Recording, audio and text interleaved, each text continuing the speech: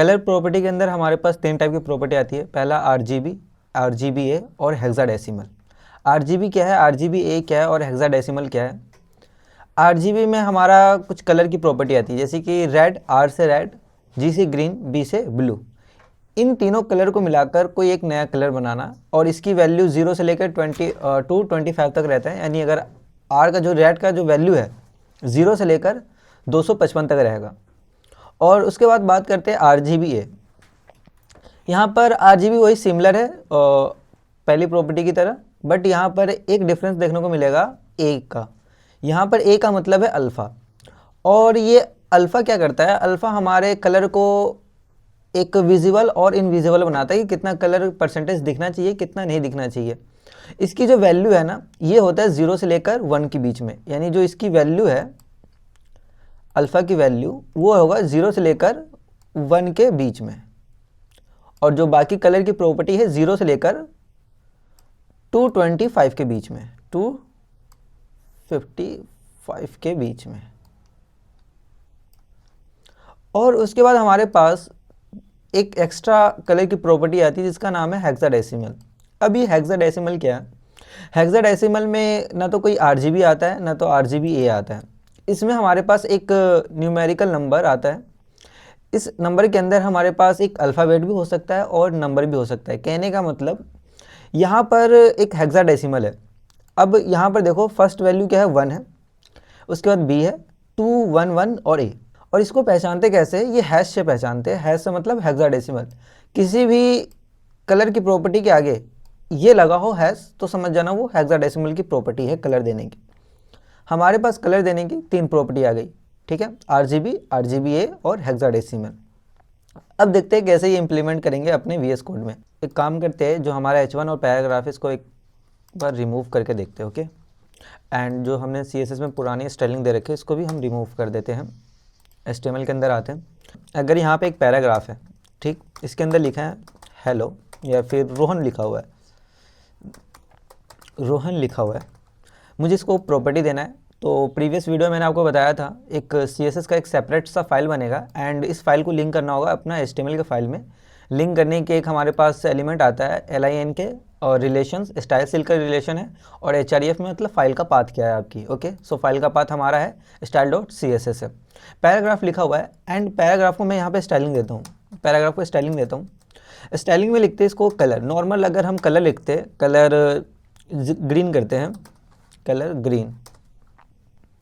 सो यहाँ पर इसकी कलर की प्रॉपर्टी लग चुकी है एंड गो लाइव पर चलते हैं।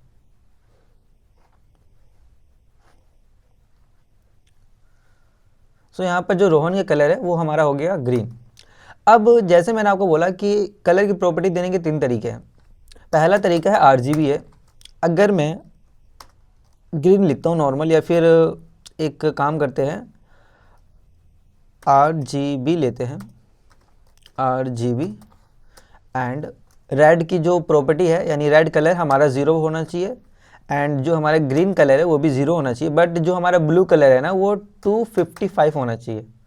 सो यहाँ पे देख सकते हो हमारा पूरा ब्लू का कलर आ गया, क्योंकि आपने रेड को कुछ वैल्यू नहीं दिया। 0 मतलब इम्पटी वैल्यू है, ग्रीन मतलब 0 मतलब इम्पटी वैल्यू है, बट आपने ब्लू को कुछ वैल्यू दिया है। वैल्यू है हमारा 255।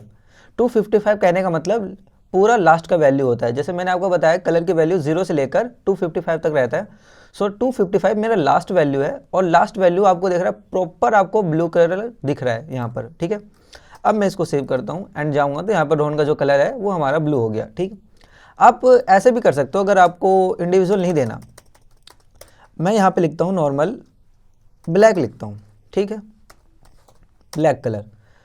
अगर आपको प्रॉपर्टी नहीं पता या फिर आपको नंबर नहीं पता कि मुझे किसको क्या क्या देना है, तो एक काम करो, आप डायरेक्ट कलर वाले बॉक्स पे आओ, क्लिक नहीं करना, सिर्फ हवर करना है एंड यहाँ पर आपको एक कलर की पूरे आइकन खुल जाएगा। यहाँ पे आप देख सकते हो RGB कुछ वैल्यू, अभी वैल्यू 0 है इसलिए हमें ब्लैक कलर दिख रहा है। बट जैसे यहाँ पर देखो एक सर्कल बना हुआ है, सर्कल पे क्लिक करते ही अब मैं इसको ना मूव करूँगा कहीं भी, किसी डायरेक्शन में आप मूव करना, तो यहाँ पे देखो RGB के जो वैल्यू है ना वो अपडेट हो रहा है, कोई कोई वैल्यू अपडेट हो रहा है, कोई वैल्यू डिक्रीज हो रहा है। अब जैसे ही मैं रेड की तरफ ले जाऊँगा, रेड की तरफ ले रहा हूँ, सो यहाँ पर आप देख सकते हो जो हमारा ग्रीन और ब्लू है उसकी जो वैल्यू है ना वो डिक्रीज हो रही है। देखो डिक्रीज हो रहा है, बट जो रेड की वैल्यू वो इंक्रीज हो रहा है। इससे ये समझ में आ रहा है कि आप बिल्कुल रेड की तरफ जा रहे हो और बाकी का जो वैल्यू है वो आप जीरो रख रहे हो। अगर देखो मैं ड्रॉप डाउन नीचे की तरफ ले जाऊँ, सो यहाँ पर मुझे दिखने को मिल रहा है बाकी वैल्यू तो इंक्रीज हो रहा है बट हमारा रेड की वैल्यू डिक्रीज हो रहा है। ओके, सो अगर मैं यहाँ पे ले जाऊँ, सो यहाँ पे आप देख सकते हो हमारा रेड की वैल्यू टॉप में है, सो कहीं ना कहीं हमारा रेड आ रहा है। इसी तरीके से आपका आरजीबी काम करता है। अगर मैं एक सबको वैल्यू देना चाहता हूँ सिमिलर, तो एक काम करते हैं यहाँ पर, यहाँ से ना ग्रीन ले लेते हैं एंड इस डायरेक्शन में रखते हैं। सो यहाँ पर तीनों को वैल्यू दिया गया है, मतलब रेड को 122 दिया गया है एंड ग्रीन को 176 एंड हमारा जो ब्लू है वो 39 है। कहीं ना कहीं ब्लू हमारा कम है, ग्रीन की जो क्वांटिटी है वो ज़्यादा है। सो हमें ग्रीन दिख रहा है कलर, ठीक है। ये आप टेक्स्ट पे ही नहीं बल्कि आप बैकग्राउंड कलर पे भी आरजीबी लगा सकते हो। अगर मुझे भी इसको बैकग्राउंड कलर देना हो, अब मैं यहाँ पे लिख देता हूँ ब्लू, नॉर्मल ब्लू रखते हैं एंड इसको मैं कलर की प्रॉपर्टी देना चाहता हूँ एक्वा रखते हैं ना, एक्वा कलर। और एक्वा कलर को यहाँ पर थोड़ा सा वैल्यू कम कर देंगे, ठीक है। सो यहाँ पर आप देख सकते हो बैकग्राउंड कलर भी मिल गया एंड इसको कलर मिल गया, बट इसके साथ ना मिसमैच हो गया, मतलब कलर इनविजिबल हो गया, ये वाला दिख नहीं रहा रोहन ढंग से। एक काम करते हैं, रोहन को हम पूरा ब्लैक ही रखते हैं। ओके, ठीक है, ब्लैक रखेंगे। सो यहाँ पर आप देख सकते हो रोहन हमारा ब्लैक है। सो इसमें आपका आरजीबी कलर में एंड बैकग्राउंड कलर दोनों में काम करेगा। उसके बाद हमारे पास दो सेकंड प्रॉपर्टी आती है जिसका नाम है आरजीबी ए। आरजीबी ए कैसे काम करेगा, मान लेते हैं यहाँ पर हम लेते हैं H2 ले लेते हैं या फिर H3 ले लेते हैं। इसके अंदर लिखते हैं this is RGB A, this is RGB A. So जैसे मैंने आपको बताया आरजीबी ए का मतलब आरजीबी जो पुराना वाला वही रहेगा, रेड ग्रीन ब्लू, बट यहाँ पर ए मतलब होता है अल्फ़ा, और अल्फ़ा की वैल्यू हमारा 0 से लेकर 1 के बीच में रहता है। कहने का मतलब यहाँ पर मैं style.css के अंदर आता हूँ और जैसे मैंने यहाँ पर क्या ले रखे थे, H3 लिए हुए थे। ओके, सो यहाँ पर H3 एंड H3 के अंदर हम कलर रखते हैं एक्वा, बट मुझे आरजीबी ए चाहिए।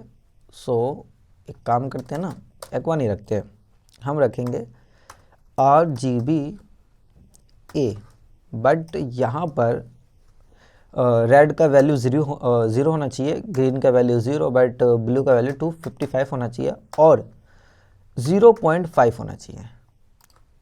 0.5 अल्फ़ा मतलब कलर को विजुअल थोड़ा सा कम करेगा, विजुअलिटी यानी जो इसकी देखनी जो कलर जिस तरीके से विजुअल होना चाहिए वो थोड़ा सा कम हो जाएगा अल्फ़ा के कारण। अल्फ़ा की वैल्यू है 0.5 यानी 1 से कम है। सो यहाँ पे देखो तो यहाँ पर हमारा जो ब्लू है उसकी विजुअल कम है देखने के लिए। अगर आपको इंडिविजुअल देखना है तो यहाँ पर कलर वाले बॉक्स पे क्लिक करना है और यहाँ पर ये देख रहे हो ये वाला, यही है हमारा अल्फ़ा, और इसी से आप कलर कितना दिखना चाहिए और कितना नहीं दिखना चाहिए यहाँ से उसकी वैल्यू इंक्रीज़ और डिक्रीज कर सकते हो। जैसे यहाँ पर देखो तो बाकी अल्फ़ा की जो वैल्यू है 0.7037 हो रहा है, और जैसे जैसे जाओगे लास्ट में 0 टॉप में 1 रहता है हमारा, ठीक है। सो अगर हम कम करते हैं तो कम दिखेगा हमें। यहाँ पर देखो इसकी कलर की विजुअल कम दिख रहा है हमें। उसके बाद हमारे पास आता है हेक्साडेसिमल। हेक्साडेसिमल के लिए आपको क्या करना होगा, हम H1 ले लेते हैं, this is hexa, this is hexa और दिस इज हेक्सा दिख रहा है, एंड H1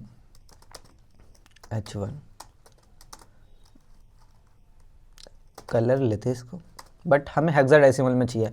अब हेक्साडेसिमल के लिए एक हमारे पास अच्छा वेबसाइट आता है जिसका नाम है कलर हंट। यहाँ पर आपको हेक्साडेसिमल से रिलेटेड बहुत चीज़ देखने को मिलेगा। कलर हंट एंड यहाँ पे देखो, यहाँ पे हमारे पास न्यू में जो नया नया कलर आया उसके रिलेटेड बहुत चीज़ है। हमारे पास एक्वा भी है। जैसे इस पे हवर कर रहा हूँ ना तो यहाँ पर मुझे कुछ एक नंबर दिख रहा है, बट उसके साथ अल्फ़ाबेट भी दिख रहा है ना। ये जो कोड है ये हेक्साडेसिमल का है। एक काम करते हैं, यहाँ से ब्लू लेते हैं और इस पर क्लिक करते हैं तो ये कॉपी हो गया एंड अपने इसमें आते पेस्ट कर देंगे और हम यहाँ पर लगा देंगे हैश। सो यहाँ पे देखो इस कलर की जो प्रॉपर्टी है वो अप्लाई हो चुका है एंड यहाँ पे देखो कलर लग गया। ओके, सो इस तरीके से हमारा आरजीबी ए और हेक्साडेसिमल काम करता है।